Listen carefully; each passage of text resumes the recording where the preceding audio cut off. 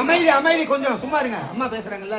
அவரை வந்து 6 மாசம் அவரை இடைவிடாது தியானிச்சு எப்படியாவது எனக்கு இந்த புத்தகத்தை கையில கொடுத்துருப்பாரு எனக்கு. ஏன்னா இந்த 2வது தொகுப்பு ரொம்ப சிரமப்பட்டு என்னன்னு தெரியல, பல தடைகள், பல சோதனைகள், பல கஷ்டங்கள். ஏன்னா ஒரு நூல் வெளிவர்றதுங்கிறது சர்வ சாதாரணமான விஷயம் கிடையாது.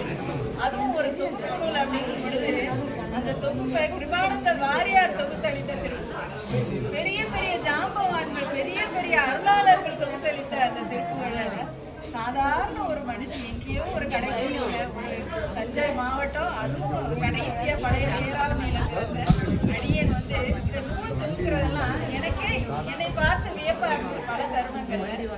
அது அவர்கிட்ட வேண்டி வேண்டி வேண்டி வேண்டி ஒவ்வொரு நாளும் இந்த 6 மாதங்கள் கிட்டத்தட்ட சஷ்டியிலேருந்து நான் இந்த நூலை தொகுத்துட்டு இருக்கேன். அது வெளிவரணும்னு ரொம்ப பாடுபட்டேன். அவர் என் கைகள்லே கிடைச்சிருக்காரு பாருங்க.